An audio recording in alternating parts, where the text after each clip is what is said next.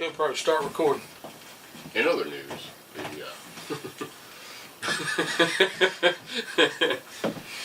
in other news, I-85 was held up by a kayak flying off the back of the trail. They were on the way to the wall. Hey guys, Shane, we're monkeying around. Let's do this again because I was doing something. We're not in a hurry.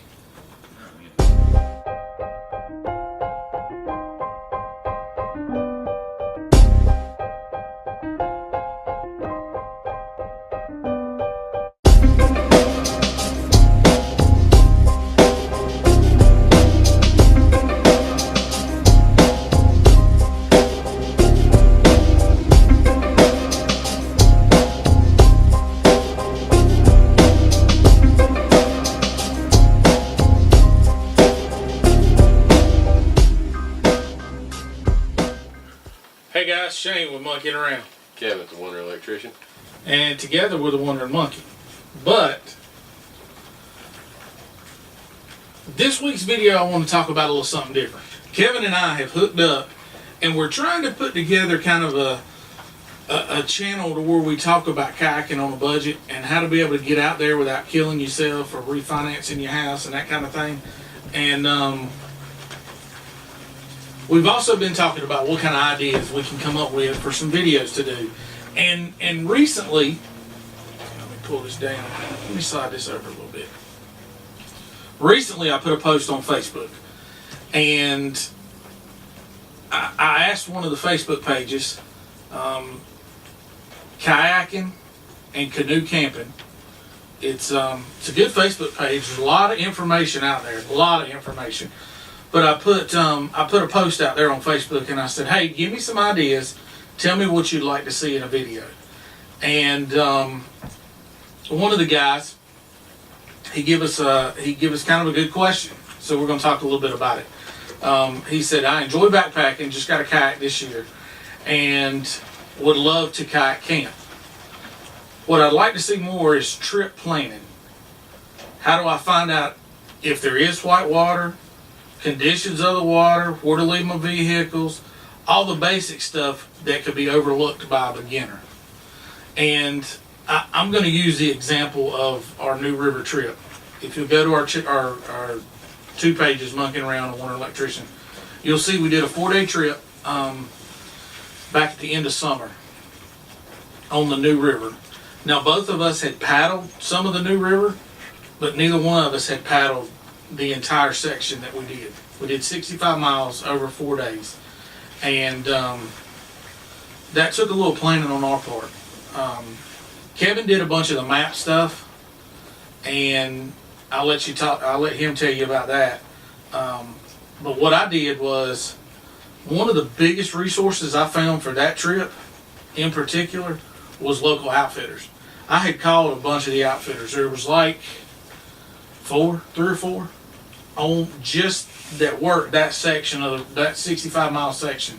There was like 3 or 4 outfitters, and I called them and spoke to them, and every one of them was super nice. They gave me lots of information. They told me kind of what I was looking at, any areas to avoid, that kind of thing. So that was one of the resources that I used. Now, you did some of the maps. Yeah, I wish somebody would have said the water level for that trip. Yeah, the water level was pretty low for that one.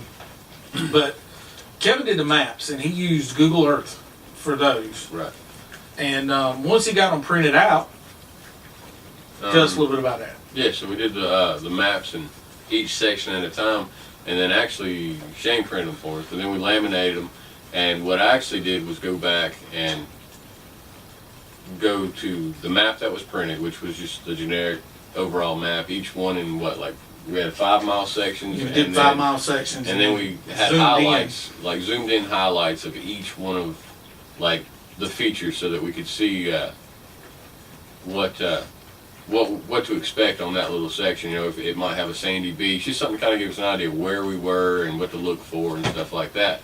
Give us an idea of any kind of rapids or shoals or anything like that. So then on top of that, once I did that, I had the maps in front of me printed out. So then I actually went back over each section of the map while looking at Google Earth and using a lot of their little tabs and stuff like that, and it'll show you national park boundaries. It'll show you course, road names and things like that, but it'll show you things that, as well as you can actually pictures that people have taken while they were there, so you can kind of follow the river, section by section and make your own notes. So what I had was an actual list of notes based off of, every mile in, or every, whatever was significant to where we were at.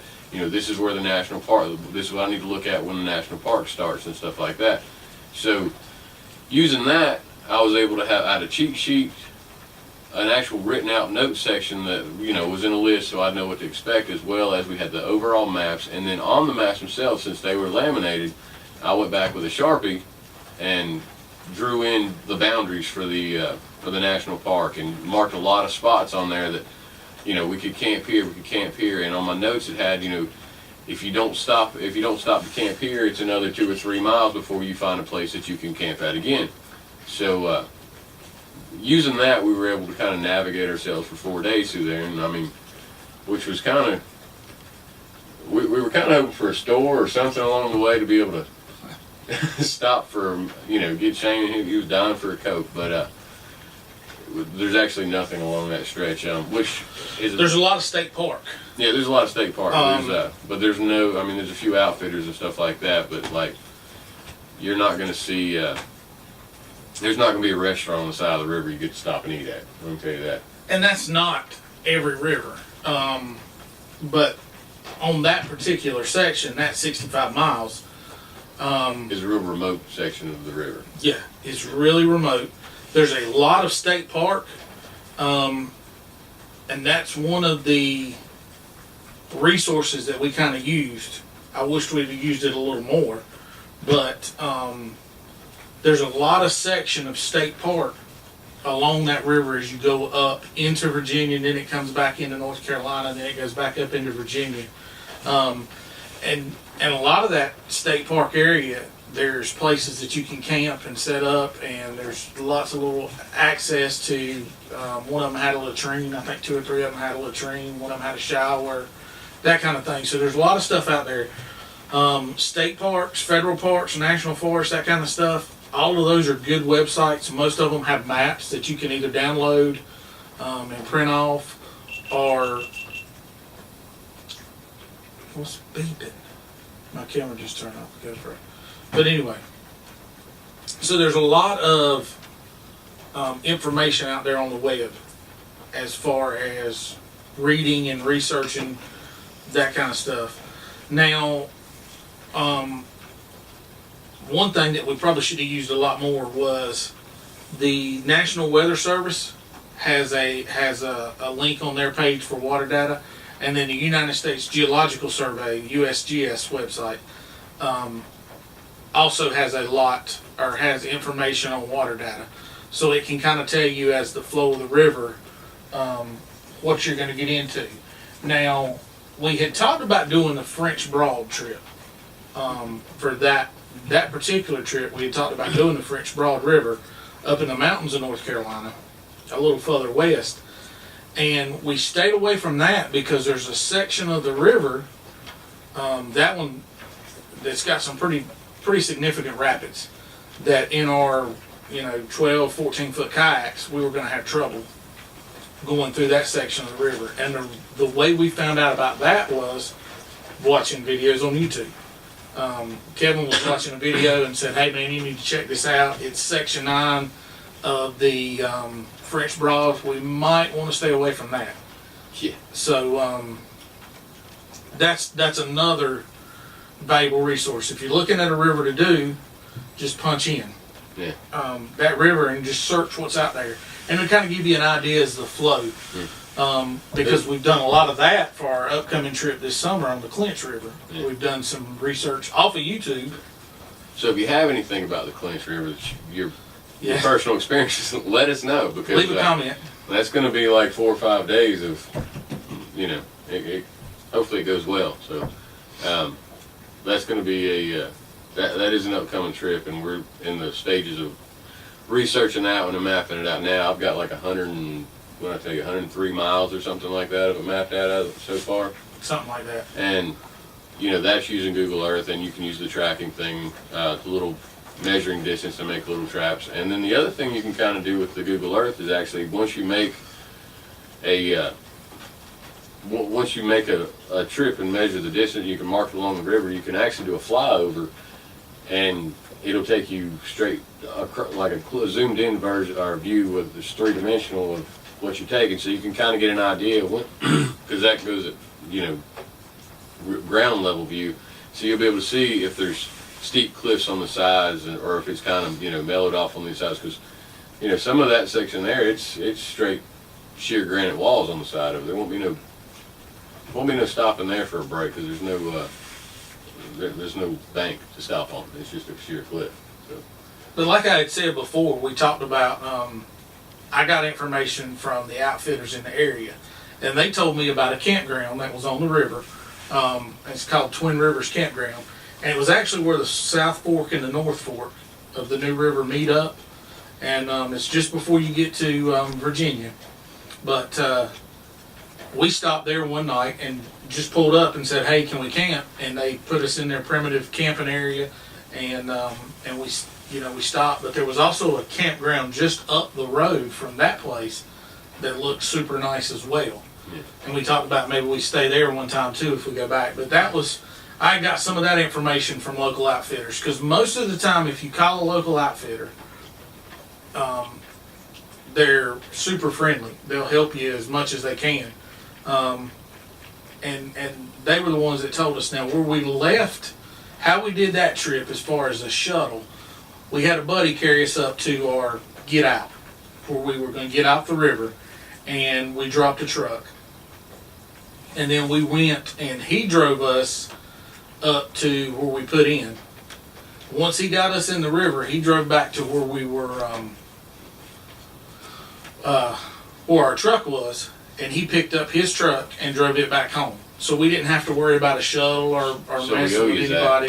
So Zach, we appreciate Zach on that one. He helped us out a good bit there. He had to take a couple hours out of his day. But I think he was more sad that he wasn't going. Yeah, I think he was too. He looked a little sad from the bank as we were paddling away. Yeah. I can tell you that now. But that cut out the shuttle. Now, last summer we also did the Get Your Paddles Wet 2017 trip. Now that trip, we had basically opened up to the public. Yeah.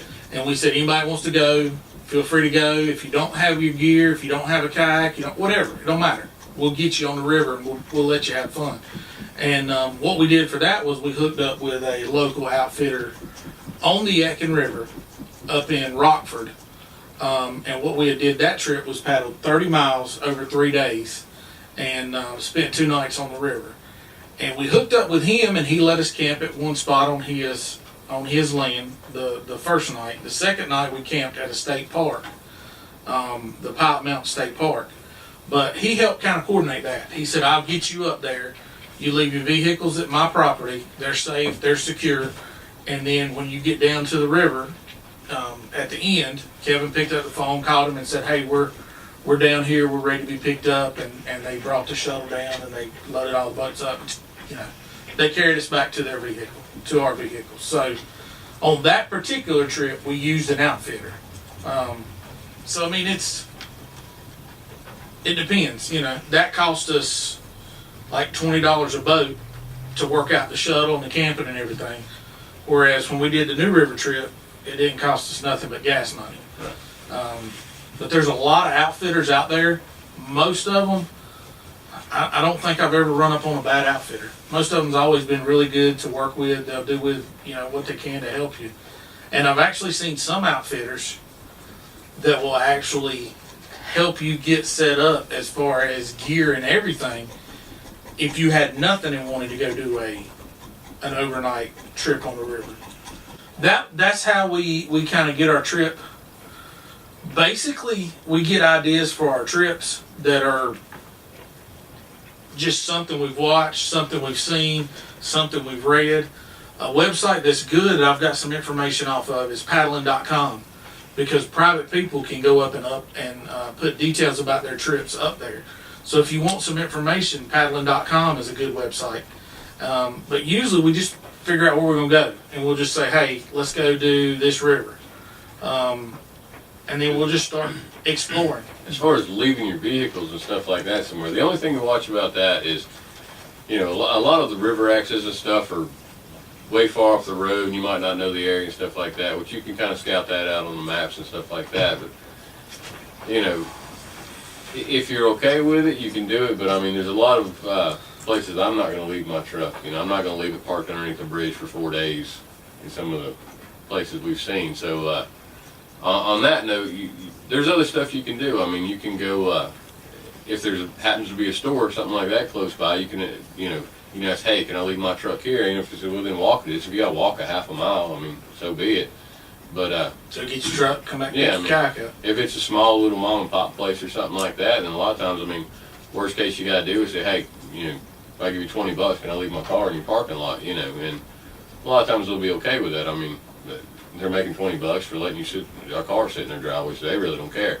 But things like that, I mean, I'm not going to recommend that you leave your car parked underneath the bridge for 5 days, because it's everybody's seen underneath the bridge. There's a lot of bad stuff goes on underneath the bridges. So, you know, use a little common sense. I mean, explore some different ways to do it. I've heard of people that use Uber to drop them back, to pick them up and take them back. I mean, you know, there's all kinds of stuff you can do. I mean, you can do that. I mean, you know, if the takeout is not too far away, call an Uber taxi to have one of you get picked up by them, go get the car while the other one waits with the kayaks. I mean, there's lots of stuff you can do, so just be a little creative with it. I mean, there's lots of information on the web, as far as government websites, private websites, that kind of thing.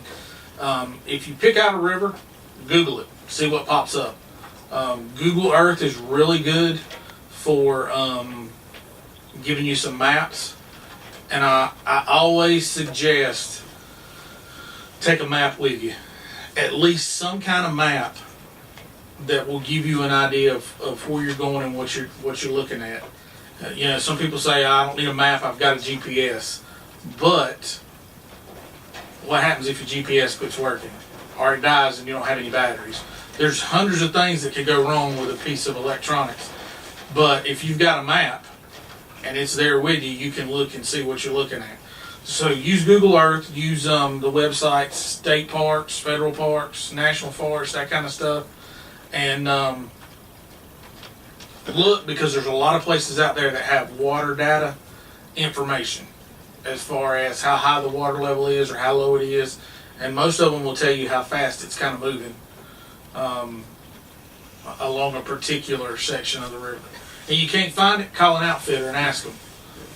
One of the companies, or one of the outfitters we've used a couple times, Dan River Company, they'll tell you, hey, my water's flowing at so many cubic feet a second. I won't put you on the river until it's here or there or whatever, because it's either too low or too high. So they'll give you that information. But go ahead, you fit to say something. Do I get a turn? Your turn. So at the very least, I mean, you need to check a map of some sort, whether it be Google Earth, whatever, some sort of river map before you go on something you don't know. I mean, if it's an outfitter trip, chances are, you know, they can tell you if there's anything there. But if you're going to do a section that is not an outfitter trip, at least look at the map, because, you know, on the average river, there's going to, you know, if you see a rapid that you don't want to go through, you see something you want to go through, you can usually pull out or pull off to the side and, you know, drag your kayak along and get around it or whatever. But there is going to be some risk, especially when you get up in the mountains, where that's not an option. When you see that rapid, you're going through it, whether you like it or not. So that, you know, if you're new to this and you don't want to take on a class 2 or a class 3, then you're going to want to know that before you get there. You don't want to show up in an 8-foot, you know, recreational kayak and see a class 4 river in front of you with cliffs on both sides. So at the Portage. Portage. But that's what I'm saying. At some places you're not going to have that option if you go, you know. Or just do like I do and swim. Yeah, he swims. But Virgil, I appreciate the comment. A good question, super good question, because backpacking and kayak camping, there's a lot of stuff that's kind of intertwined, because just like on a backpack, you've got to haul your gear in and haul your gear out. So you don't want to carry around a 300-pound backpack. Same thing on a kayak. Your space is limited, so you've got to kind of figure out ways to condense things, make them smaller, carry less stuff, that kind of thing.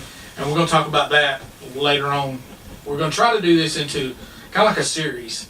We're going to do several different episodes and have different things to talk about each time to give everybody kind of an overview of how to go from nothing to a kayak camper, picking up some gear, picking up a boat, that kind of thing. So that's kind of what we're looking for and trying to do.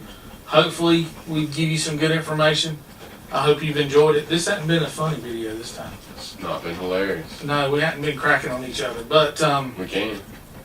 Check out the website. There's lots of information out there. Just Google it and you'll find lots of information. Also go to thewondermonkey.com. Yeah. Leave us a, what we're going to try to do, what I'm going to try to do is start uploading maps that we've done, because I always keep my maps. Once I get them done and printed out, I save them. So I'm going to try to start uploading some maps, hopefully this summer as we go along. So if you're looking to do a section of the river we've already done, boom, you can go to the website, download our maps. And we'll put the notes and stuff like that on there. And I mean, it won't cost you nothing. Yeah, and we can actually, on upcoming trips, we can, after the initial notes, we can go back in there and put some added in there notes. So if if we see a particular thing that you want to look for, look out for, or something you want to make sure you don't miss, then we'll put that on there as well. So that we'll kind of have a maps page on the website here soon. So, but thanks for the comment. Thanks for the question. If there's something else you want to hear us talk about, leave us another comment. And always, if you stumble on the video, leave us a comment from where you are. I love hearing folks say, hey, I'm from so-and-so. I think one of the farthest we've got right now is Australia. We've got a good guy out there. there are a couple of them out there. One in Tasmania, too. Yeah, the William. And then you got Justin. So a couple of good guys. Check out All Things Outdoors. It's the summer in Australia, so he's putting out river trips right now. He's getting to make the trips when we make the gear. So, yeah, as we're cold, he's getting out and being able to paddle. But check us next time. We're going to do another topic. What's next week's topic? Let me see here. I'll go back and try to tell you. While he's doing that, if you like what you see and you're liking the videos, how about sharing them for us? I mean, we go through, I did a little bit of trouble to make these things, and I mean, we'd appreciate any share, any help we can get to grow. We're definitely trying to grow the Wonder Monkey production page, so share it if you wouldn't mind, and let us know what you think, and, Next week's episode is episode 2, and we're going to talk a little bit about, now you've got your trip planned, now you've figured out where you want to go. I'm going to do the Shane River, and this is how many miles, and I'm going to do it this long. What kind of boat are you going to take? I ain't going to Shane River. Shane River's a good river. No, it's not. Yeah, you do swim in that thing. You can't even boat down it. That's the next topic, is we're going to actually dig into how we got the boats that we have. And later on down the road, we're going to actually do a review of all of our boats, but we're going to talk about the ones that we use for our kayak camping trips. So make sure you stay tuned for that. That's coming out next time. Till next time, get your paddles wet. Thanks for watching. Like and subscribe.